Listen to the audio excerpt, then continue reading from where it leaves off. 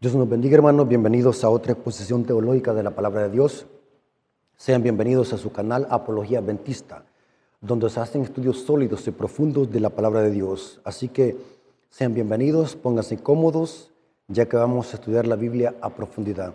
Hermanos, vamos a orar, vamos a invocar la presencia de nuestro Dios para que el Espíritu Santo nos guíe la verdad y nos ayude a interpretar la Palabra de Dios. Así que oremos. Señor que estás en el cielo, santificado sea tu nombre. Gracias porque nos permites en este momento predicar tu palabra. Danos discernimiento, danos sabiduría, para que esa palabra santa pueda ser de bendición para nuestras vidas. Podamos crecer en conocimiento para así glorificar tu nombre. Danos ese espíritu para que nos guíe la verdad.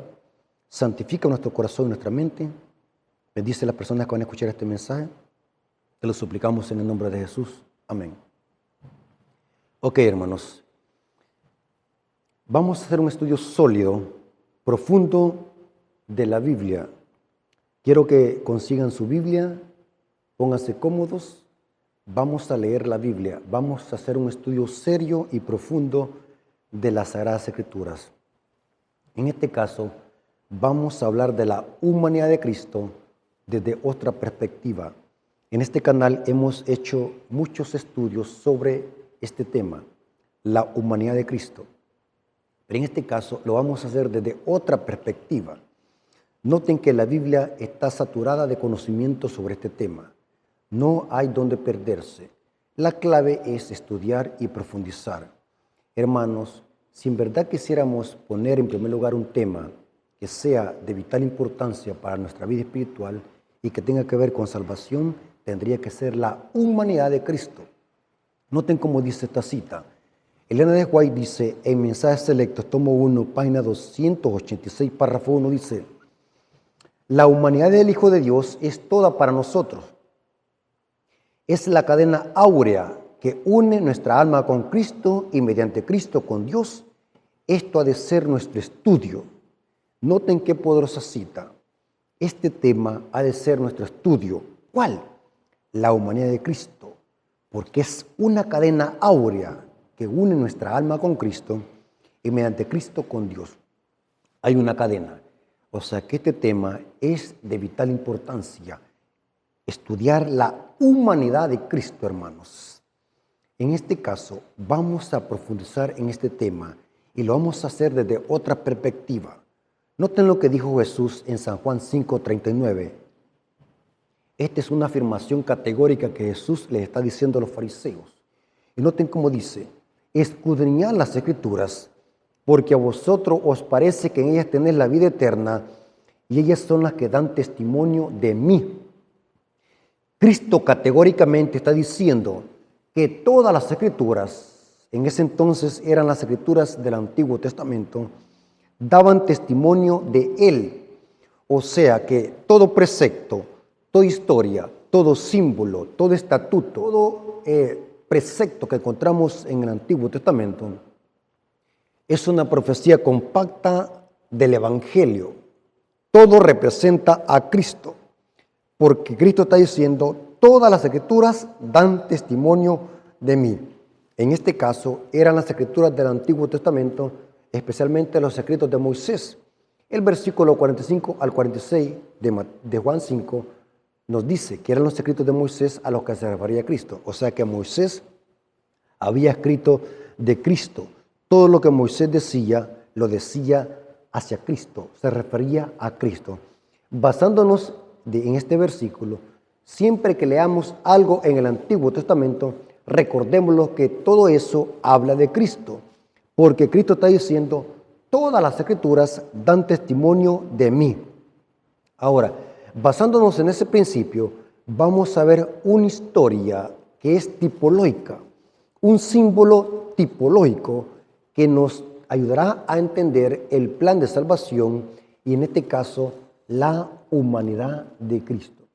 Pero sobre la naturaleza humana de Cristo han habido acalorados debates y hasta el día de hoy la Iglesia Adventista no tiene ninguna posición oficial. En la Iglesia Adventista han habido dos posiciones. Una es que Cristo tomó la naturaleza humana de Adán antes de su caída. se le conoce en teología prelaxaria, o sea, antes de su caída. Y la otra postura es que Cristo tomó la naturaleza humana de Adán después de su caída. Se le conoce como la post-laxaria, antes, pre y post. Ahora, estas han sido dos posiciones que han existido dentro de la iglesia. Y hasta el día de hoy la iglesia adventista no tiene ninguna posición oficial. ¿Qué quiero decir con posición oficial? Significa una doctrina que se haya discutido en el Congreso de la Asociación General y que se haya decidido por mayoría de votos como algo oficial de la iglesia, que la iglesia sí debe de creer, algo oficial. Por lo tanto, sobre este tema, la iglesia adventista aún no tiene ninguna posición oficial. Por tanto, yo puedo tener una opinión diferente a un teólogo. Un teólogo puede tener una posición diferente a mí. Y eso no me hace ser diferente o decir que estoy atacando a la iglesia o decir de que estoy diciendo algo extraño contrario a la doctrina de la iglesia. Entonces, aclaro esto por el fanatismo que algunas veces entra en la iglesia por personas que tienen falta de conocimiento sobre estos temas. La iglesia adventista aún no tiene una posición oficial sobre la naturaleza humana de Cristo. No hay posición oficial. Han existido siempre estas dos corrientes, estas dos posiciones, prelaxaria y postlaxaria. Pero, aunque la iglesia adventista no tenga ninguna posición oficial, siempre hay una postura que tenga más peso bíblico. ¿Notaron lo que dije, hermano? O sea, aunque la iglesia adventista no tenga una posición oficial, porque no se ha discutido en ningún congreso, eso no significa que no tengamos suficiente evidencia bíblica más sólida y profunda que lo que enseña la otra postura, que es la prelaxaria. ¿Me voy a explicar? Pre es antes de la caída de Adán y postlaxaria después de la caída de Adán. Entonces, vamos a analizar este tema desde otra perspectiva. ¿Por qué razón este tema es tan importante? Aquí dice Elena de White, esto ha de ser nuestro estudio, porque esta es una cadena que nuestra alma se une con Cristo y Cristo con el Padre. O sea, hay una cadena áurea, porque este tema es de vital importancia. Entonces, si este tema no le gusta estudiarlo, está en grave problema, porque estos temas son los que la iglesia debe de estudiar. Y si usted no tiene claros estos conceptos, va a andar dando patadas de ahogado. ¿Sabe qué es patadas de ahogado? Es una persona que no está firme en algo que cree. Es una persona que está parado en arena movediza. Hay hermanos que no tienen un concepto firme y andan dando patadas de ahogado. No tienen conceptos claros sobre estos temas. Entonces, hermanos, el objetivo de este canal no es imponer criterios, no es imponer lo que dice el hermano Rafael, sino que mi objetivo en este canal es hacer estudios profundos y sólidos de la Biblia. Puede ser de que lo que el hermano Rafael diga esté más fundamentado con la Biblia que lo que dice X teólogo que sostiene otra postura diferente. Y eso no me hace ser disidente ni tampoco me hace ser contrario a la doctrina de la iglesia. Digo esto, hermanos, por lo siguiente. Hay hermanos que tienen falta de conocimiento, que no estudian a profundidad estos temas, que creen de que hablar estos temas es ser disidente o estar atacando alguna creencia de la iglesia. Y quiero decirles algo, hermanos, antes de leer la Biblia. Si en verdad ustedes quisieran hablar de alguien de que defiende la doctrina de la iglesia y defiende a la iglesia adventista, es el hermano Rafael Díaz. Yo amo esta iglesia, creo en sus 28 creencias, creo en sus 6 doctrinas. Entonces, digo esto porque hay quienes dicen de que yo ataco las 28 creencias de la iglesia o que yo ataco a la iglesia. Tengamos cuidado con este espíritu farisaico. Lean, no se dejen guiar por sus prejuicios y por sus preconceptos. Sean humildes. No anden usando términos a lo loco a hermanos solamente porque creen diferente a ustedes. Como les dije al principio, la iglesia adventista no tiene ninguna posición oficial sobre este tema. Eso no significa que no debamos de estudiarlo. Entonces, vamos a estudiar la Biblia a profundidad. Quiero que en este momento vaya a conseguirse su Biblia, siéntese en su silla o en su sofá y lea conmigo la Biblia. No me crea a mí. Yo solamente vengo a repetir y a sacar lo que dice el texto bíblico. Vamos a hacer un estudio sólido sobre la naturaleza humana de Cristo, pero desde otra perspectiva. ¿Cuál perspectiva? Cristo dijo que las Escrituras dan testimonio de Él. Entonces, ahora vamos a ver una historia tipológica y un símbolo tipológico que nos ayuda a entender la humanidad de Cristo y nos va a descifrar el enigma. Si Cristo tomó la naturaleza de Adán antes de su caída o después de su caída, el símbolo nos va a ayudar a identificar este enigma o este oráculo. ¿Cuál historia vamos a leer? La historia de la serpiente en el desierto. En el desierto sucedió algo. Dios le dice a Moisés, mira Moisés, levanta una serpiente en un asta. Esta serpiente va a ser de bronce. Y cuando los israelitas sean mordidos por la serpiente venenosa en el desierto, todo israelita tendrá que ver la serpiente en el asta y será sano y vivirá. El mensaje era ver la serpiente, solamente eso era. Pero cuando eran mordidos los israelitas por serpientes venenosas, y los israelitas inmediatamente iban a ver la serpiente. Noten cómo dice Números 21:8. Y Jehová dijo a Moisés, hazte una serpiente ardiente, ponla sobre un asta.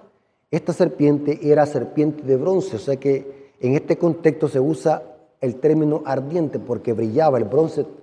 Recuerden que el bronce cuando le da el sol brilla. Una serpiente ardiente, ponla sobre un asta, o sea, sobre un palo, sobre una vara. Y cualquiera que fuera mordido y mirare a ella, vivirá. ¿Cuál es el requisito para vivir y ser sanado de la mordida de la serpiente venenosa? Ver la serpiente que estaba en el asta. No era que se le iba a dar culto, no era que le iban a adorar, no era que le iban a hacer una profesión, no era que le iban a pedir algún milagro, no era que le iban a hacer plegarias, no era que le iban a rezar. La condición era mirar la serpiente e iban a vivir. Lean el texto. Digo esto porque el catolicismo romano, en el deseo desmedido de querer defender su idolatría, usan esta clase de texto para enseñar de que los israelitas le estaban dando culto a la serpiente. Y que por lo tanto los católicos no hay problema si le dan culto a María Auxiliadora, a la Virgen de Fátima, a San Caralampio o a San Toribio. Porque aquí vemos de que los israelitas, dicen ellos, estaban dándole culto a la serpiente levantada en el desierto. Error. Eso es manipular la Biblia. La serpiente no era algún amuleto para curarse. La serpiente no tenía poder. El objetivo de Dios era representar el plan de salvación a través de un símbolo, un tipo, pero el poder no estaba en la serpiente solamente era un símbolo, un tipo. Y vamos a ver de qué. Dios les dijo, solo miren la serpiente y van a vivir. Y saben que los israelitas eran tan tercos, el ser humano es terco. Cuanto más se le dicen las cosas, no las hagas, viene a hacerla tarde o temprano. En los días de los reyes, los israelitas estaban dándole culto a la serpiente y adorándola, creyendo que había poder en ella. Así que Dios a través de Josías le dijo, derriben esa serpiente, derriben los altares de la serpiente. Porque los israelitas perdieron de vista este principio, que el objetivo de este símbolo era solamente una representación compacta. El poder no estaba en la serpiente, no era para darle culto a la serpiente, no era para creer de que había un poder en ella, algún poder talismánico o algún poder como un amuleto con magia. No, Dios fue específico a través de Moisés. Y cualquiera que fuera mordido por las serpientes venenosas y mirare a ella, ¿a cuál? A la serpiente de bronce, vivirá. Clarito, el mensaje no tenía ninguna ambigüedad. Ahora, aquí viene lo interesante. ¿Qué representa esta serpiente? ¿Por qué Dios mandó a levantar esta serpiente en el desierto? ¿Qué significa? ¿Qué significado tiene para el plan de salvación? ¿Por qué una serpiente? ¿Por qué Dios eligió una serpiente? Tantos animales que hay. Hubiese podido ser un conejo, un pavo real, un oso. Cualquier animal pudiese haber sido. Pero Dios elige una serpiente. ¿Pero por qué una serpiente? ¿Qué significado tiene esto? Bueno, la Biblia es su propio intérprete. Cristo dijo a qué se refería o qué significaba esa serpiente. Juan capítulo 3, versículo 14 al 15. Cristo dijo estas palabras en el contexto después de haber platicado con Nicodemo. ¿Se acuerdan lo que pasó? Nicodemo era un principal de la sinagoga y tenía vergüenza que la gente lo viese platicando con Jesús de día. Así que Nicodemo fue de noche por evitar murmuraciones. Porque era vergonzoso que un rabino, un maestro de la ley, estuviese platicando con una persona sin estudio, que nunca fue a la escuela de los rabinos en el Sanedrín. Entonces Nicodemo fue de noche y en este contexto Cristo le dijo las siguientes palabras a Nicodemo. Juan capítulo 3, versículo 14 al 15. Y como Moisés levantó la serpiente en el desierto, así es necesario que el Hijo del Hombre sea levantado. ¿A quién representa la serpiente? Al Hijo del Hombre. Y sigue diciendo, para que todo aquel que en él crea no se pierda, mas tenga vida eterna. O sea que la serpiente representa a Cristo, su humanidad, su encarnación, porque aquí dice que es el Hijo del Hombre, sea levantado. Aunque Cristo es el Hijo de Dios, porque Él es de la misma sustancia que el Padre como divino. Pero Cristo a esta tierra no vino a vivir como Dios, ni a morir como Dios, porque Dios no muere. Cristo vino como Hijo de Hombre, y eso representa a la serpiente en el desierto. Cristo sería levantado, el Hijo del Hombre, para que todo aquel que en Él crea no se pierda, mas tenga vida eterna. Tremendo. Ahora, aquí viene la pregunta del millón. ¿Por qué Cristo se simbolizó con una serpiente? En la Biblia tenemos muchos símbolos y tipos que se refieren a Cristo y su plan de salvación. Cristo es la roca. Cristo es el maná en el desierto. Cristo es el agua viva. Cristo es el cordero. Cristo es el sumo sacerdote. Cristo es la mesa de los panes. Cristo es todo el santuario. Pero ahora vemos un extraño símbolo. Cristo se compara a una serpiente.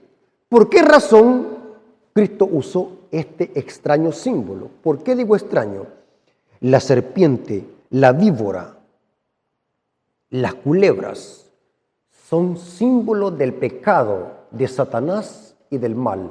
En toda la Biblia se usa la serpiente como un símbolo representativo del diablo y del pecado.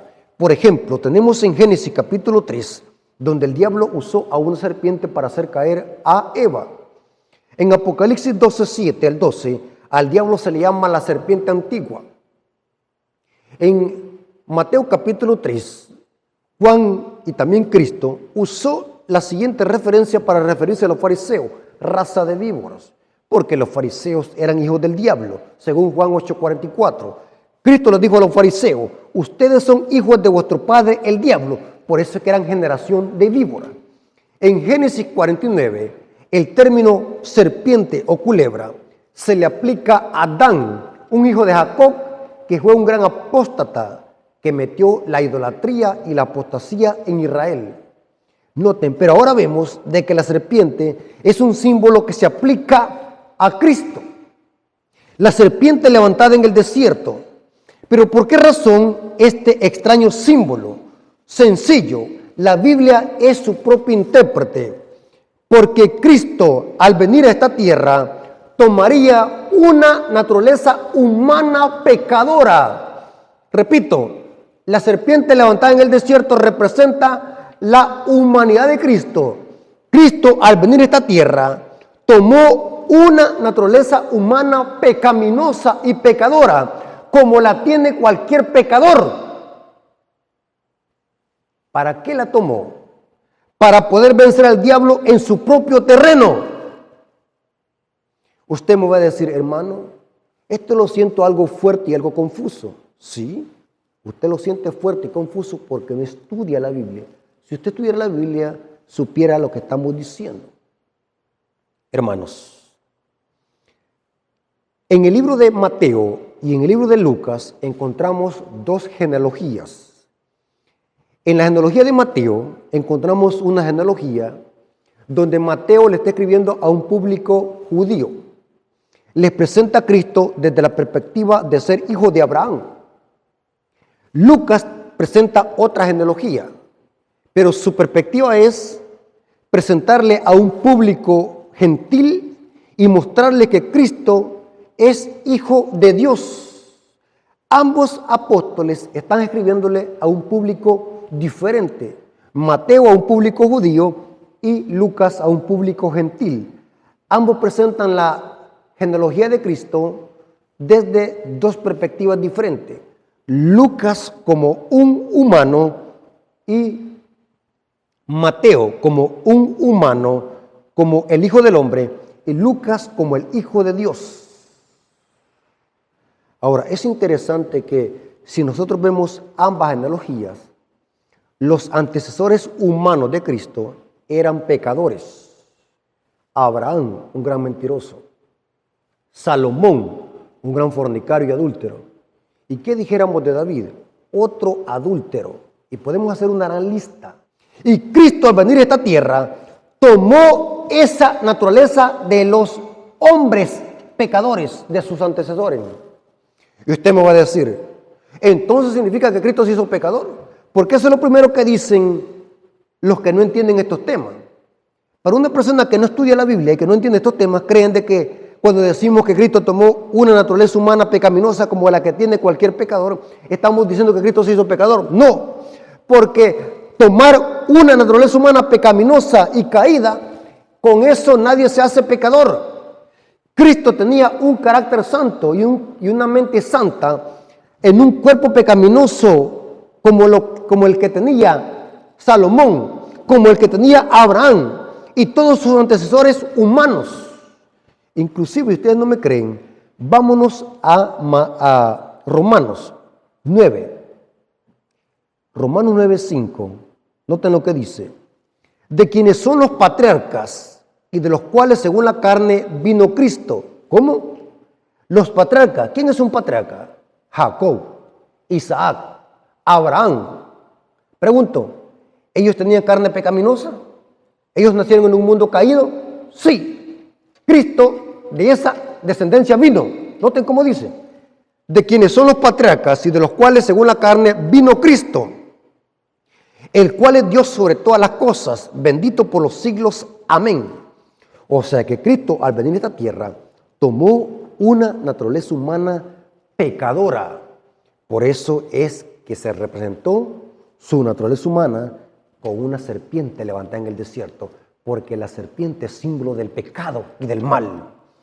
Cristo, al venir a esta tierra, adoptó una naturaleza humana pecadora, como la que tenemos usted y yo, para poder vencer al diablo en su propio terreno. Cristo en esta tierra nunca pecó. Cristo en esta tierra fue fiel. ¿Por qué razón? Porque Él nunca permitió que su naturaleza humana se manifestara en los deseos de la carne. La mente de Cristo siempre estuvo sujeta al poder divino. La mente de Cristo siempre estuvo sujeta a la palabra de Dios. Aún viviendo en un cuerpo pecador, aún teniendo una naturaleza humana pecaminosa como la que tenemos todos nosotros. Y usted me va a decir, hermano, esto lo siento algo fuerte, porque estamos contaminados con la teología del pecado original. Porque lo primero que se le viene a las personas cuando oyen decir, Cristo tomó una naturaleza humana pecaminosa, o sea que se hizo pecador. No, porque eso no es pecado. Hemos explicado en otras partes de la Biblia qué es lo que es pecado según la Biblia. Pecado es rebelarse con los estatutos de Dios. Pecado es ser rebelde contra Dios. Cristo no fue rebelde con los mandamientos de Dios. Cristo, según la Biblia, aprendió la obediencia. Porque ¿qué es pecado? Desobedecer a Dios.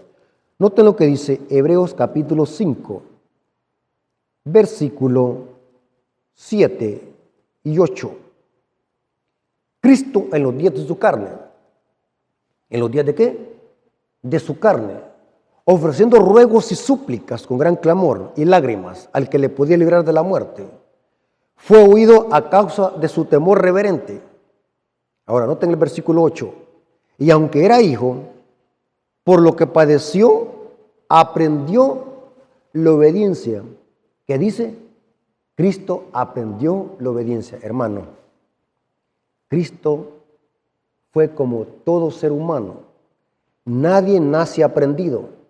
Nadie nace obediente. Cristo aprendió la obediencia. Y aquí le tengo otra información más importante. Nadie trae la Biblia en la mente. Nadie trae versículos bíblicos en la mente. Cristo no traía la Biblia en la mente. Cristo aprendió la Biblia. ¿Saben por qué? Por eso es que el Padre entregó ese bebé a padres cristianos, a María y a José. Los padres humanos, si pudiéramos hablar así en esos términos, que era María y José, eran hombres consagrados, que conocían la palabra de Dios. Y Dios el Padre dijo, esta familia es la adecuada para que puedan criar a mi hijo en buen camino, hasta que sepa discernir entre lo bueno y lo malo. Eso lo dice Isaías 7, versículo 15. O sea, Cristo no nació con la Biblia en la mente. Y usted me va a decir, ¿cómo es que Cristo decía el diablo, escrito está? ¿Cómo es que Cristo decía como dice la Escritura? ¿Cómo es que Cristo decía como dice la ley? ¿Acaso Cristo desde que nació como bebé traía la Biblia en la mente? No. Quien le enseñó la Biblia a Cristo fue María. Eso lo corrobora también el libro deseado a toda la gente, que María le enseñaba las Escrituras al niño. Por lo tanto, Cristo crecía en gracia para con Dios y para con los hombres, porque Cristo fue criado en un hogar cristiano donde se instruía con las Escrituras, donde se estudiaba las Escrituras. Por lo tanto, Cristo cuando creció con el conocimiento de las Escrituras. O sea, Cristo no es que tenía un poder sobrenatural, aunque Él es Dios y era Dios, pero en esta tierra veló su divinidad y vivió en esta tierra como todo hijo de Adán. Por eso es que se le llama el Hijo del Hombre. El poder de Cristo no estaba en Él, aunque Él podía haberlo ejercido como Dios. Pero el poder de Cristo estaba en el Padre. Era el Padre haciendo proezas y milagros y maravillas a través del Hijo, demostrando Cristo que todo hijo de Adán, por muy débil que sea, aún viviendo en un cuerpo pecaminoso y caído, si se toma del poder divino y se participa de la naturaleza divina, puede salir vencedor, así como Cristo venció, aún viviendo con un cuerpo pecaminoso y caído en esta tierra. Cristo pudo vencer al diablo. Ahora, usted me va a decir, muéstremelo con la Biblia eso.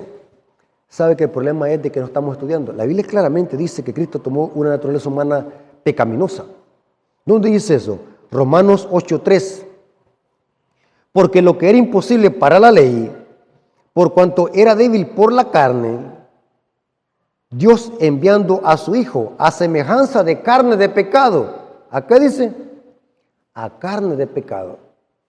Entonces es imposible que Cristo haya tomado una naturaleza humana de Adán antes de su caída. ¿Por qué razón? Porque Adán y Eva no tenían una naturaleza humana caída cuando Dios los creó. La naturaleza humana pecaminosa y caída la vinieron a obtener después de que Adán y Eva cayeron.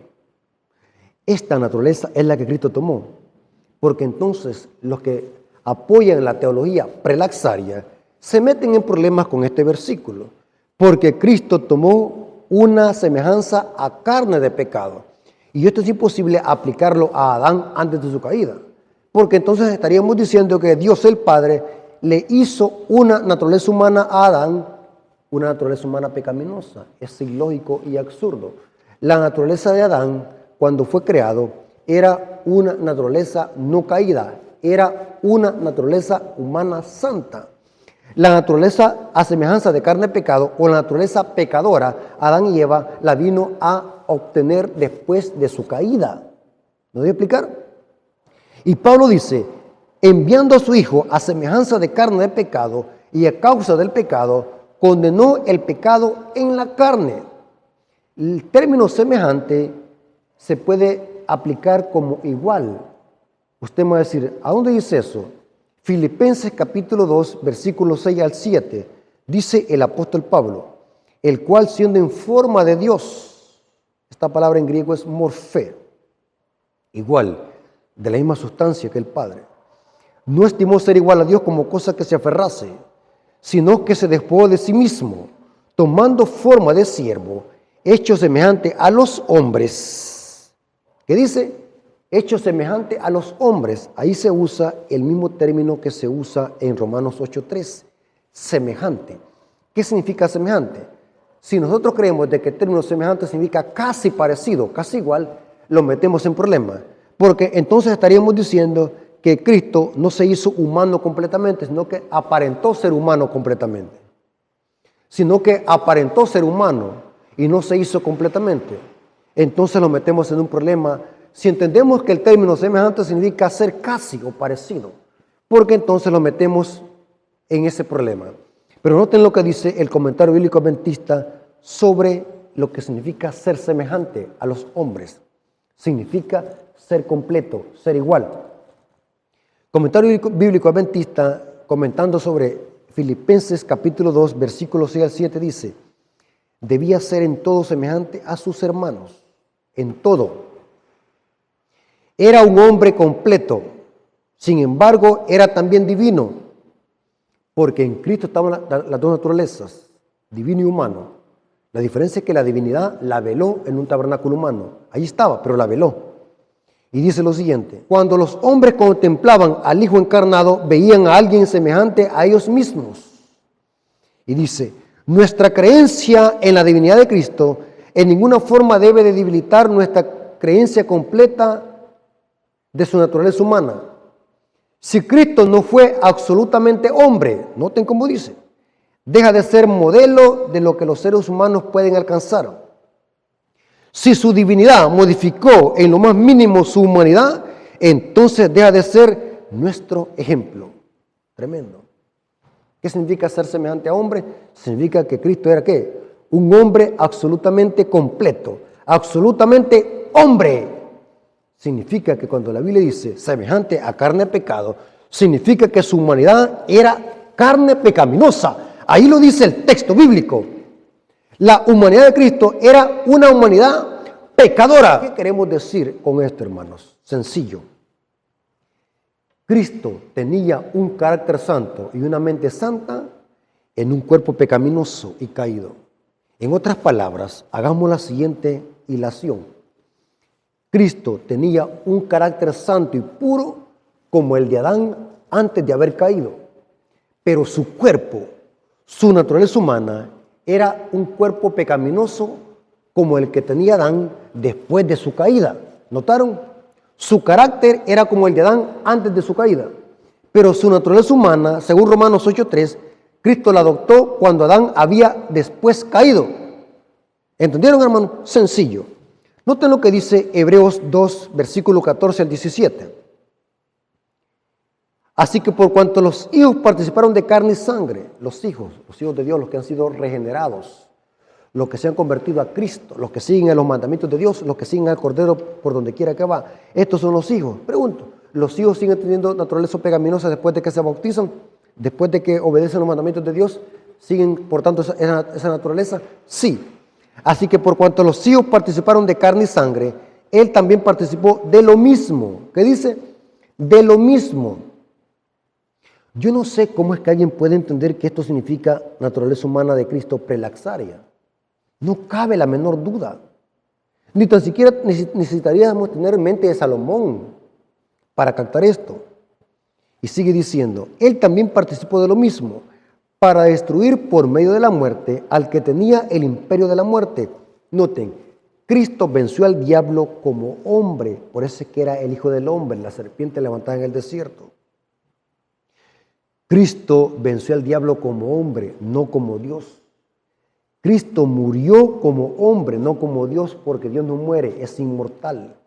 El texto está diciendo que al encarnarse Cristo tenía un objetivo y era vencer al diablo. ¿Y cómo lo venció? A través de su obediencia y su sacrificio. La mejor forma para vencer al diablo es obedeciendo los mandamientos de Dios para destruir por medio de la muerte al que tenía el imperio de la muerte. Esto es al diablo. Cristo venció al diablo como hombre, no como Dios.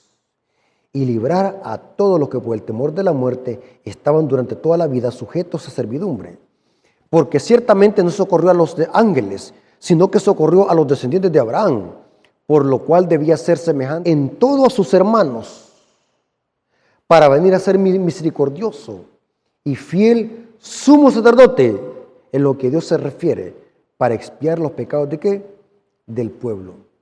Ahora, vamos a leer dos citas de Elena de White. Estas citas son categóricas, que desploman cualquier teoría, cualquier preconcepto que tengamos. Noten la primera cita como dice, Carta 106, escrita en el año de 1896, párrafo 18, leo textual. La vida de Cristo representa una virilidad perfecta, justo lo que tú puedes ser. Él fue en la naturaleza humana, tomó nuestras debilidades. No solo fue hecho carne, sino que fue hecho a semejanza de la carne pecadora. ¿Cómo? Hecho semejante de la carne pecadora. Sus atributos divinos fueron retenidos para aliviar la angustia de su alma y sus dolores corporales. La naturaleza de Cristo, humana, era naturaleza humana pecadora. Elena de White está comentando lo mismo que dice Romanos 8:3. Noten esta otra cita, esta otra es más categórica. Deseado a toda la gente, página 146. Hablando de lo que simboliza a la serpiente levantada en el desierto, dice lo siguiente: el pueblo sabía muy bien que en sí misma la serpiente no tenía poder para ayudarles. Era un símbolo de Cristo. Así como la imagen de la serpiente destructora fue alzada para sanar al pueblo, un ser a semejanza de carne de pecado, cita Romanos 8:3, iba a ser el redentor de la humanidad. Muchos de los israelitas consideraban que el ceremonial de los sacrificios tenía virtud en sí mismos para libertarlos de los pecados. Dios deseaba enseñarles que no tenían más valor que la serpiente de bronce. Debían dirigir su atención al Salvador, ya fuese para curar sus heridas o perdonar sus pecados. No podían hacer nada por sí mismos, sino manifestar su fe en el don de Dios. Habían de mirar y vivir. Pero noten cómo dice la cita: Cristo era un ser en semejanza de carne de pecado. Y el pueblo tenía que mirar a Cristo, porque la única forma de ser salvos del pecado es poniendo nuestra mirada en Cristo, el autor y consumador de nuestra fe. Hermanos, no hay lugar a duda que la naturaleza humana de Cristo era una naturaleza humana a semejanza de carne de pecado, una naturaleza humana pox laxaria. Hermanos, esto está más que claro. Hay suficiente información sobre eso, ni tan siquiera debemos tener la más mínima duda. La Biblia es clara. Hay mucha información sobre el Espíritu y profecía sobre esto, hermanos. ¿Cuál es la conclusión de esto, hermano? La conclusión es que esto demuestra que sí podemos vencer cualquier pecado, cualquier tentación. Cristo lo demostró tomando nuestra naturaleza para demostrar que sí podemos vencer.